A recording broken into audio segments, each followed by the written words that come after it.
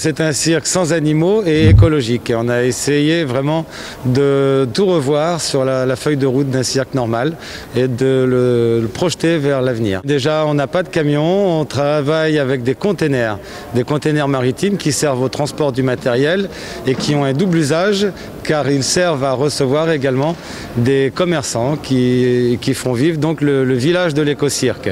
Normalement, avec une installation comme celle de l'éco-cirque André-Joseph Bouglione, nous devrions avoir une cinquantaine de camions sur la route.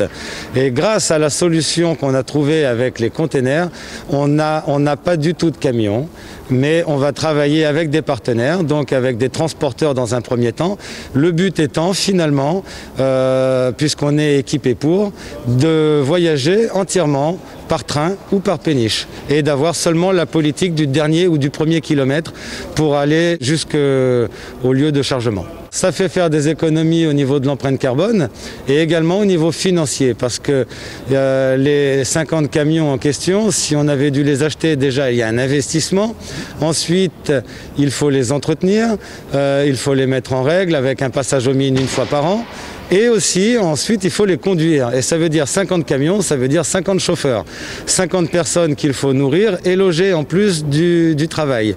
C'est finalement financièrement beaucoup plus rentable de ne pas avoir de camions et de voyager de façon écologique, financièrement et aussi au niveau de l'empreinte carbone. Il y a également un partenariat avec Enercop qui nous fournit de l'électricité entièrement verte. C'est une énergie qui vient d'un boîtier électrique normal EDF, sauf que Energicop envoie dans les lignes de l'énergie qui est garantie verte, c'est-à-dire qu'elle ne vient uniquement que de la production électrique éolienne, hydraulique ou solaire. L'engagement de base est par rapport à la captivité animale.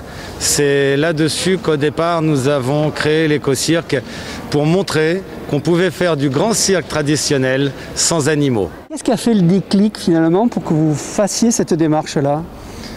Eh bien, le fait de côtoyer des animaux, Sandrine et moi, mon épouse, nous étions dompteurs, tous les deux, d'animaux sauvages, de tigres, de lions, des éléphants également.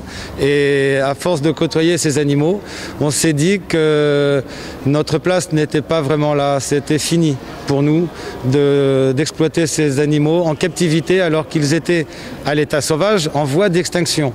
Voilà. Et puis les voir tous les jours en cage, on s'est dit à un moment donné que quelle que soit la qualité des soins que nous leur procurions, ils restaient en cage. Et ça, c'était plus supportable. Qu'est-ce qu'on va y trouver dans vos spectacles ? Eh bien, tout ce qui fait un vrai grand cirque traditionnel. Et les animaux sont non pas remplacés, mais ils ne sont pas là du tout. Par contre, on a des hologrammes qui sont pour moi une nouvelle discipline du cirque, qui vont être développés pour la première fois en France dans une configuration vraiment très ambitieuse. Et le public pourra voir presque un mini-spectacle en relief d'hologramme. Mais c'est juste une discipline parmi les autres disciplines du cirque pour nous.